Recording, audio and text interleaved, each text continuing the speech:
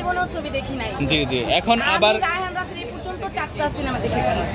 আশা করি রায়হান রাফি আরো বেস্ট ভালো করবে, উনিই বেস্ট পরিচালক হিসেবে। ঠিক আছে। আপনি কি শুধু রায়হান রাফির জন্য সিনেমাটি দেখছেন নাকি শাকিব খানের জন্য? আর রায়হান রাফির প্রত্যেকটা মুভির কাহিনী একটু অন্যরকম হয়, এছাড়া অনেক হাইপ চলতে যাচ্ছে। এর আগে শাকিব খানের সিনেমাটি কি দেখা হয়েছে, বরবাদ সিনেমাটি?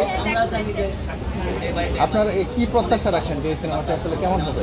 অসাধারণ, প্রত্যেকটা সেকেন্ডে প্রত্যেকটা মিনিটে মানে কাহিনী পুরো ঘুরে যাবে। আপনি লাস্ট মুহূর্ত পর্যন্ত না দেখেন পর্যন্ত বোঝা যাবে না যে আসলে জিনিসটা অসাধারণ একটা মুভি। যে আপনার সঙ্গে কে আসছে দেখতে?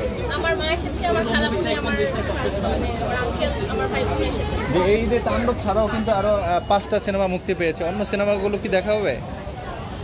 দেখা হবে কিনা সেটা জানি না, বাট তাণ্ডবটাই দেখার ইচ্ছে ছিল, তো এটা দেখা হয়েছে এবং আশা করি সামনে আরো ভালো মুভি দেখতে পাবো।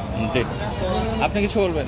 জি, আসলে রায়হান রাফির কাছে আমার একটা কথা যে উনি যত ছবি বানিয়েছে এই পর্যন্ত সবগুলো ছবি খুব সুন্দর হয়েছে। আর তুফানকেও ছাড়িয়েছে তাণ্ডব, বিশেষ করে বিরতির পর যে টুইস্ট, এগুলো আসলে না দেখলে মানে বোঝা যাবে না। আসলে বিরতির পর থেকেই সবচেয়ে বেশি মজা, যারা এখনো দেখেনি তারা তো বুঝবে না, দেখলে পরে বোঝা যাবে যে আসলে রায়হান রাফির ব্রেনে কি আছে। উনি আসলে এক অসাধারণ লোক।